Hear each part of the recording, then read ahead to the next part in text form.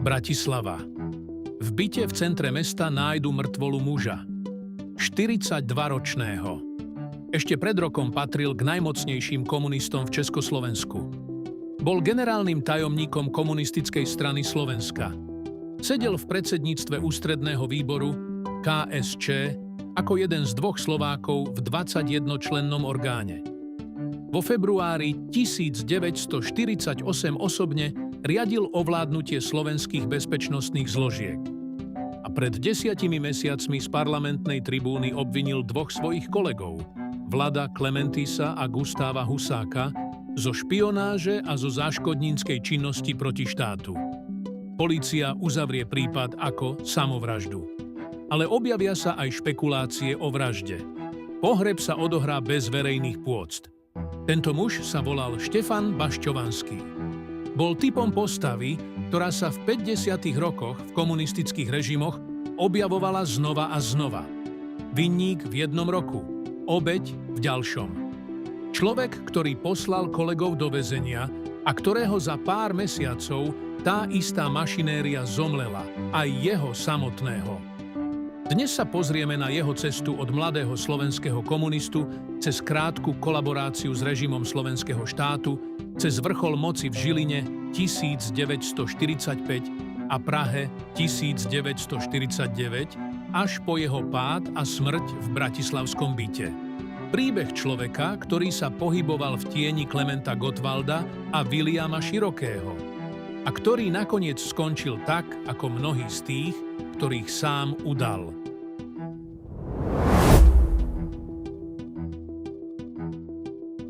Štefan Bašťovanský sa narodil 7. februára 1910 v Budapešti. Áno, v Budapešti. Slovenský komunista, ktorý sa o 4-10 ročia neskôr stal generálnym tajomníkom KSS, prišiel na svet v hlavnom meste Uhorska, ešte za rakúsko-uhorskej monarchie. Jeho rodina sa potom presťahovala na Slovensko a tu Bašťovanský vyrastal. Politicky sa formoval v búrlivých 20. rokoch. Prešiel klasickou cestou mladého slovenského ľavicového aktivistu medzivojnového obdobia. Štúdium, novinárčina, vstup do komunistickej strany Československa. Vo svojich publicistických a redaktorských aktivitách vystupoval radikálne, ale počas medzivojnového obdobia ešte nepatril medzi najvyšších funkcionárov strany. Zostával v druhej línii. A potom prišiel marec 1939, rozpad Československa, vznik slovenského štátu. A tu prichádza jedna z najtemnejších škvrn bašťovanského životopisu. Škvrna, ktorú nikdy poriadne nevysvetlil a ktorá ho mala o 10 rokov neskôr zničiť. Koncom roku 1939 podal Štefan Bašťovanský prihlášku do Hlinkovej slovenskej ľudovej strany. Do vládnej strany slovenského štátu. Do strany, ktorej vodcovia sa otvorene hlásili k politickej spolupráci s nacistickým Nemeckom. Pre Bašťovanského to bola krátka epizóda. 3 roky potom pracoval na ministerstve dopravy slovenského štátu. To sú úradnícke roky vykonávané pod hlavičkou režimu, ktorý deportoval slovenských Židov do nemeckých vyhladzovacích táborov. Čo presne tam Bašťovanský robil? Ako sa k tomu rozhodoval, prečo prihlášku podal a prečo na ministerstve dopravy zostal 3 roky, to nikdy verejne neobjasnil. Niekedy v rokoch 1942 alebo 1943 sa Bašťovanský od režimu odvrátil. Pridal sa k slovenskému komunistickému odboju. Po vypuknutí Slovenského národného povstania v auguste 1944 sa zapojil do bojov. Po porážke povstania prešiel cez front k sovietskej armáde a v máji 1945 sa vrátil ako rehabilitovaný bývalý odbojár, pripravený zaujať svoje miesto v Novej republike. Ale prihláška do HSLS zostala v archívoch. Spis, ktorý jedného dňa niekto otvorí.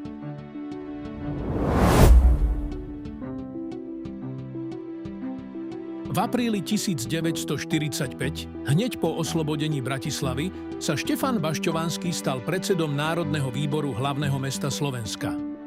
Funkciu však zastával iba 2 dni. Z mestskej politiky ho strana okamžite stiahla na vyššie poschodie. V auguste 1945 na konferencii Komunistickej strany Slovenska v Žiline sa Bašťovanský stal generálnym tajomníkom strany. Bola to obrovská vec. Generálny tajomník KSS bol druhým mužom slovenskej politiky, hneď po predsedovi strany Viliamovi Širokom. A bol to práve Široký, kto Bašťovanského do tejto pozície presadil. Pre Bašťovanského to bol kľúčový vzťah jeho politického života. Široký bol jeho protektorom. Široký mal v rukách jeho budúcnosť. V tom istom roku, 1945, sa Bašťovanský stal poslancom dočasného národného zhromaždenia v Prahe.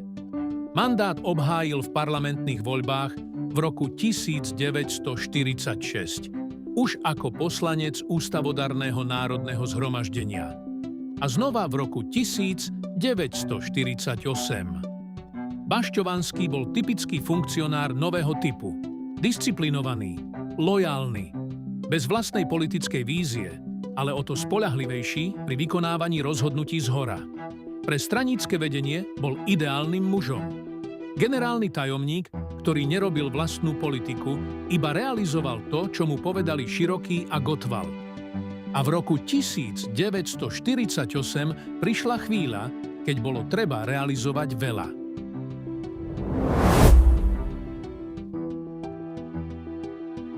Februárový prevrat v roku 1948 sa odohral v Prahe. To je obraz, ktorý poznáme všetci. Klement Gottwald na balkóne Melantrichu. Demisia nekomunistických ministrov. Prezident Beneš podpisuje vymenovanie novej vlády. Ale prevrat sa neodohral iba v Prahe. Odohral sa aj v Bratislave. A tu ho viedol Štefan Bašťovanský. Vo februári 1948 viedol Bašťovanský tzv. Stranícku pätku. 5-členné vedenie KSS, ktoré ovládalo bezpečnostné zložky na Slovensku. To znamená štátnu bezpečnosť. To znamená národnú bezpečnosť. To znamená polícia. To znamená priame nasadenie ozbrojenej moci proti politickým súperom, proti Slovenskej demokratickej strane, ktorá vo voľbách 1946 vyhrala s viac ako 60% hlasov. Pätka pod Bašťovanského vedením v priebehu niekoľkých dní rozdrvila Demokratickú stranu na Slovensku. Členovia Demokratickej strany boli odstavení z verejných funkcií. Niektorí boli zatknutí. Slovenská politika bola v priebehu 1 týždňa premenená z nominálne pluralitnej na fakticky monopolistickú. Za túto akciu Bašťovanský dostal odmenu. V júli 1948 bol kooptovaný z Ústredného výboru KSS do Ústredného výboru Komunistickej strany Československa v Prahe. A v máji 1949 na 9. zjazde KSČ bol zvolený za člena predsedníctva Ústredného výboru, ako jeden z 2 Slovákov v 21-člennom orgáne. Druhým bol Viliam Široký. Bašťovanský sa stal jedným z najmocnejších mužov v štáte. Sedel v miestnosti, kde sa rozhodovalo o všetkom. O ekonomike, o cirkvách, o procesoch, o popravách. Sedel pri stole s Gottwaldom, Slánskym, Kopeckým, Čepičkom. A pri tomto stole bola jedna úloha, ktorú mal dostať práve on. Mal odhaliť skrytých nepriateľov v komunistickej strane Slovenska.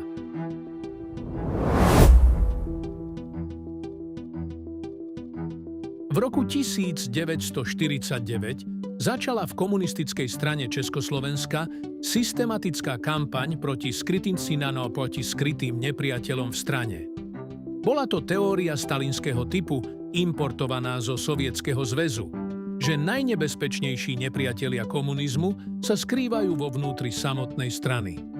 Že treba neustálu bdelosť, že treba mená. Na Slovensku dostal túto úlohu Štefan Bašťovanský. Stal sa hlavným aktérom skupiny v rámci KSS, ktorá mala mená Dodávať. A dodávala. Vo februári 1951 na zasadaní širšieho vedenia Komunistickej strany Československa predniesol bašťovanský referát. Bol to dlhý, podrobný, politicky vypilovaný dokument. A v tomto dokumente boli mená. Prvé meno Vlado Klementis, bývalý minister zahraničných vecí Československa. Slovenský komunistický intelektuál, advokát, novinár, jeden z najvzdelanejších ľudí v strane. Bašťovanský ho označil za člena špionážnej a záškodníckej skupiny. Druhé meno Gustav Husák, vtedy povereník pre dopravu Slovenskej národnej rady, tiež označený za člena tej istej skupiny. A ďalšie mená, ďalšie obvinenia. Pre Klementisa to bol koniec. V januári 1951 bol zatknutý. V novembri 1952, v rovnakom čase, keď zomieral aj Bašťovanský, ako uvidíme o chvíľu, bol Vlado Klementis v rámci slanského procesu odsúdený na trest smrti. 3. decembra 1952 ho v Pankráci popravili. Pre Husáka to bol začiatok 16 rokov väzenia. Najprv vyšetrovacia väzba, potom súdny proces v roku 1954, doživotný trest. Husák zo žalára vyšiel až v roku 1960, plne rehabilitovaný bol až v roku 1963. Bašťovanského referát z februára 1951 nebol jediným dôvodom, prečo sa toto všetko stalo. Tlak prichádzal aj zhora, aj zo Sovietskeho zväzu. Ale Bašťovanský bol ten, ktorý dal mená do uznesenia. Bol to jeho hlas, ktorý zaznel z parlamentnej tribúny. Bol to jeho podpis pod dokumentom. A bol to spôsob, ktorým Bašťovanský dokázal stane vyššie postavenie. Bol generálny tajomník KSS. Bol člen predsedníctva UVKSČ. Bol mužom, ktorý dodal mená pre veľký proces. A presne v tej chvíli, keď bola jeho moc na vrchole, sa proti nemu otvoril nepriateľský spis.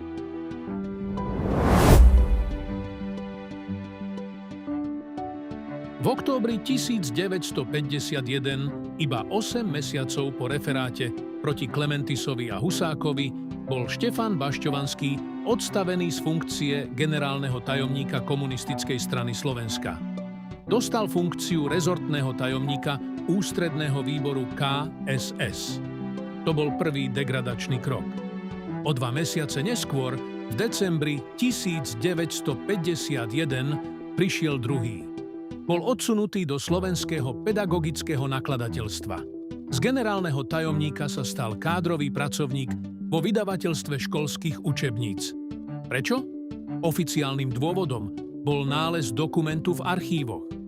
Tej prihlášky do Hlinkovej slovenskej ľudovej strany z konca roku 1939.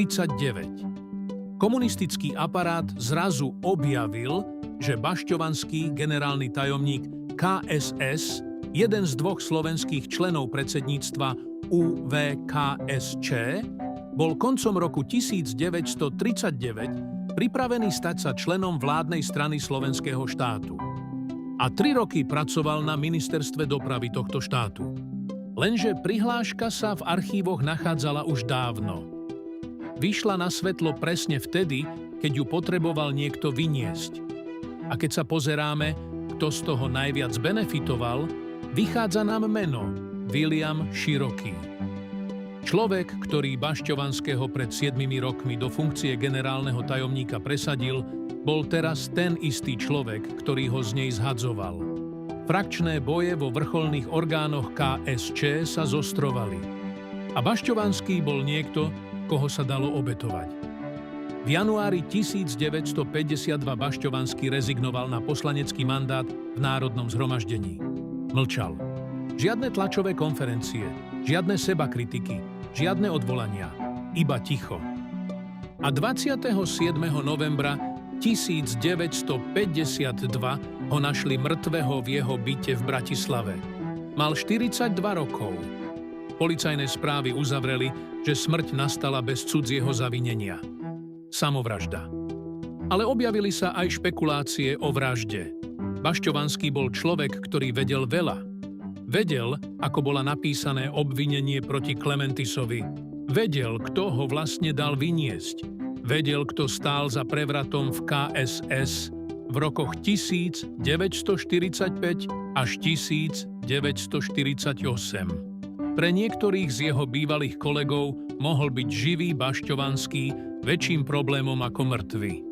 Tieto špekulácie sa nikdy nepotvrdili. Pravdu o jeho smrti dnes pravdepodobne už nikto nezistí. Ale fakt zostáva, Štefan Bašťovanský zomrel v presne tom istom mesiaci, v ktorom Vlado Klementis v Prahe dostal trest smrti. Človek, ktorý odovzdal mená, a človek, ktorého meno odovzdal, sa stretli v smrti len o pár dní od seba. Pohreb Štefana Bašťovanského sa konal v Bratislave bez verejných pôct.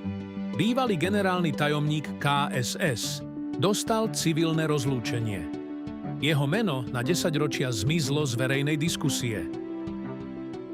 Príbeh Štefana Bašťovanského je príbehom typu, ktorý sa v 50. rokoch v komunistických režimoch opakoval s krutou pravidelnosťou. Najprv vinník, potom obeť, človek, ktorý udával, kým ho samotného neudali. Funkcionár, ktorý sa postaral o to, aby Vlado Klementis skončil na šibenici a Gustav Husák za mrežami, a ktorý sám potom skončil mŕtvy v bratislavskom byte za nevyjasnených okolností.